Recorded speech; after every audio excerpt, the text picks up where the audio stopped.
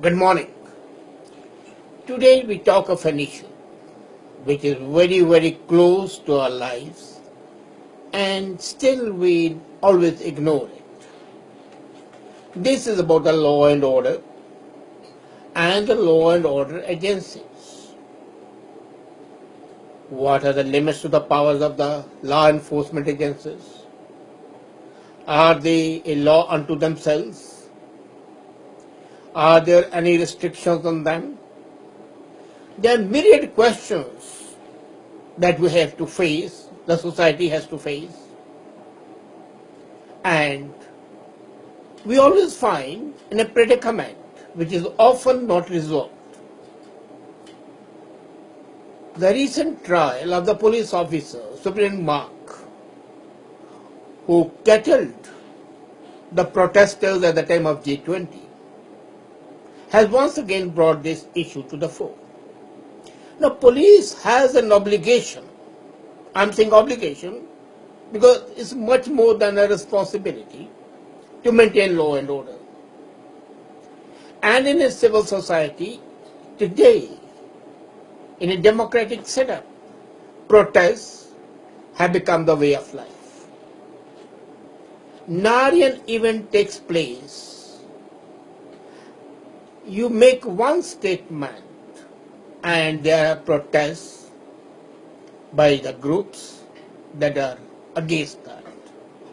The protest can be natural result of angst, of fear, or resentment, or they can be manipulated by the politicians for their own ends, but whatever may be, there are protests. And many a time these protests become violent and destructive, as it happened at the time of G20 when all the shops were vandalized, locks were broken, shops were looted. How does the police act? You see, this is a catch-22 situation for the police. If they immediately act and take strong measures, they are called brutal. And if they don't do it, it's a dereliction of duty. Now, when this rampage was going on in Toronto at the time of G20, this superintendent, a very senior officer, he ordered his police officers, the cops, to corral all these protesters. And you would agree that when such an action takes place, many innocent bystanders would also suffer. Not that they were punished, not that they were harmed, they were put in a sort of a protective custody. Normally we would not think it to be anything wrong, but at that time, unfortunately for the officer, it started raining heavily, and they were standing there shivering in cold. At that time, the political leaders and the group leaders, along with the community leaders, forgot that these officers had saved the country from a shame, from a losing face before 20 top leaders of the world. They not only created a semblance of peace, but also ensured that the face of Toronto and Canada would not be sullied.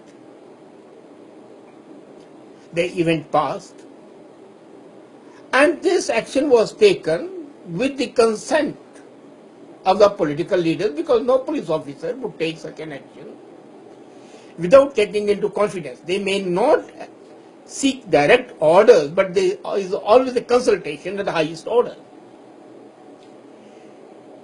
And then, inquiry started and he has been prosecuted, the highest officer ever to be prosecuted for such a thing. And such things are happening every day in states.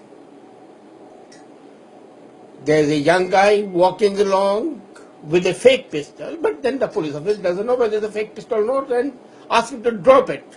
He doesn't drop it and loses his life. Same happened in Toronto. A young Syrian with a knife yielding, was terrifying the bus passengers. The police ordered him to drop the knife. He refused to do so and he was shot. In Toronto, the difference was that while the officer did shoot him, they say, well, he did not shoot the man, but his fault was that he shot him 9 times. That was an excessive shooting, which resulted in that. He had already been dead. He was dead with the first shot. But still the knife was in his hand and the officer kept on shooting. In USA, the officers were prosecuted and then released. The court said no, what he did was perfectly justified. And now the moment comes, Black Lives Matter. Why Black Lives Matter? As a matter of fact, all lives matter. But do we have enough capability not to ensure, or rather to ensure, that the lives of even the police officers are also important?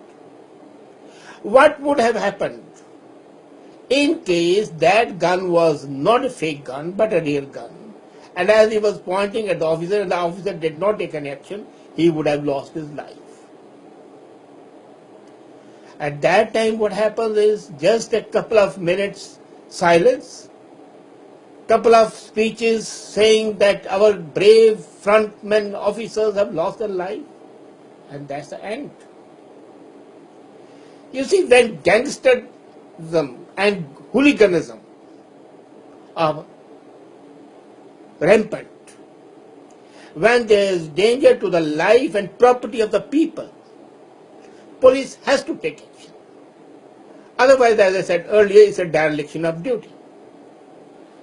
The situation becomes worse when the politicians try to fish in the troubled waters. I fully agree and endorse that police has no right, absolutely no right, to act in a manner which is prejudicial to the life of the innocent people. Mark the word innocent. But the moment you try to break open the lock of a shop, the moment you have a lethal weapon in your hand, real or fake is immaterial, but lethal is lethal looking rather, then the police is fully justified in taking action. You see, sometimes a small injury, it might be a major injury to the family which has lost, but it's in fact a service to the community. I know many people would say, well, police is there to protect. Yes, to protect and serve. But how can they protect if they do not take deterrent measures? I remember there was a great judge, Judge Wallace. And once he said that I order the people to be hanged, not because they have committed a murder, but so that the others may not commit a murder. It's a deterring action which is required, and the police takes that. There can be some error sometime. After, police people are not superhuman beings. They are human beings. They are working under stress. And the stress of facing a demonstration is only known to the police officers or those people who have been involved in facing that crime. When a magistrate or a police officer orders a baton charge or a firing, it's a traumatic experience for him as well. It's not that he is desensitized, but at that time, in his subconscious, he is weighing the pros and the cons of the situation. And the greater good of the society always overtakes the possibility of somebody losing the limb or the life. You call it repressive action, you call it excessive force, I call it deterrence. I call it protection and the larger interest of the society. These police officers have much harder life than even the armed force people. Army officers suffer from PSTD, post-traumatic syndrome. And that happens once in a lifetime when they go for a war. These police officers and firemen are every day facing the war situation. The civil disturbances are much more stressful because, for the simple reason, these are the people with whom they are living. Police, especially here in Canada, is a community police. The same guy might be demonstrating with whom he's going to have the beer in the afternoon. What does he do? I was sitting with the judge the other day, and he told me that he didn't know it. As he was entering the court, an old friend met him, not a friend, but a guy whom he had met just a couple of days back met him, and he shook hands with him. Not knowing who really he is, but then he wished him, and as a matter of courtesy, he shook hands. When he went on his bench, he found to his horror that the man with whom he was shaking hands was a criminal, was facing a crime, had been charged for a crime. Imagine the embarrassment. But judge being a judge, he took appropriate action.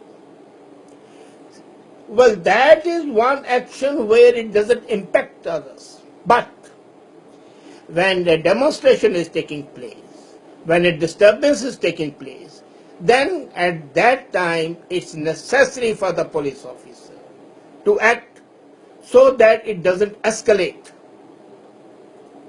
And when it escalates, then the situation can be worse. You see, if we expect our police to be non-violent, there was a time when the police officers in England were not allowed to carry anything more than a baton. Only a baton was the permissible arm, no guns, no pistols, no revolvers. Now they are permitted to do so for the simple reason that trends have changed. Earlier people would not indulge in murderous demonstrations. Mostly they would be peaceful, shouting, at the most pelting of some stones which could be protected with the screens. Now there are Molotov cocktails, there are fire bombs, there are shots, and there is arson. Do you want the police to be a silent spectator? No. Do you want the police to be the sacrificial lambs? No. Do you expect the police just to do the bidding the way they do it or appear on the scene after there has been devastation on a large scale as it happens in India and Pakistan? No. I think the police here, when it acts in the best interest of the society, and at times it's possible that something wrong may be done. But that time it's not the need to penalize the officer, the need is to ask him to undergo a fresh training. But there must not be any retributive punishment to any police officer until and unless he is proven to be pathologically antisocial. I can believe that some people can be mentally unstable. They can be there in the police as well. So let a psychiatric examination be conducted, and if the guy is psychologically antisocial or he first suffers from sadism or motiveless malignity leading to killing, leading to torture, leading to oppression, then of course remove him from the service. But don't denigrate the service. By denigrating the service, you are cutting at the very roots of a social society that needs discipline, that needs protective arm of the police.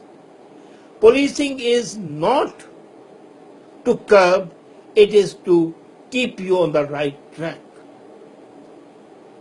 And this action of the police officers at times may appear to be harsh, but in the course of history you will find that such actions have been the need.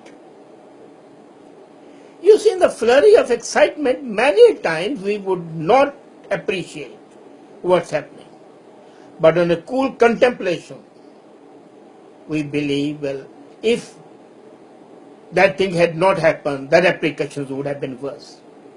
I would expect each one of you to put yourself in the police officer's state and then judge what should be done. Did the police officer do something wrong? Should he have not taken the action? What would you have done in that situation? And if you can condemn yourself, then condemn the police officer. If you can hold yourself guilty, then hold the police officer guilty. Otherwise, even the police officers deserve our compassion, they deserve our respect, they deserve our regard, not our snide remarks, not the prosecution and the persecution by the powers that be, but a certain sense of understanding of their psychological condition at that time. They have no personal grudge against the person. Yes, if there is a personal grudge, remove them. Train them or whatever you do. But if they have no personal grudge and they are taking an action in the larger interest of the society, give them the respect and the regard, not the boot. Don't threaten them, but ensure that what they are doing, until and unless they are pathological issues, give them the regard they deserve. Our police officer in Canada happens to be among the best. Caring, considerate, compassionate, and human. And most importantly, much more honest than most of the police forces over the world. Let's not spoil the image of the police by unnecessarily creating either conditions for them, and if we create the conditions, let's face the music as we ought to be facing. Human beings in stressful situation can and shall do something wrong. Let's understand the situation and deal with that. Thank you.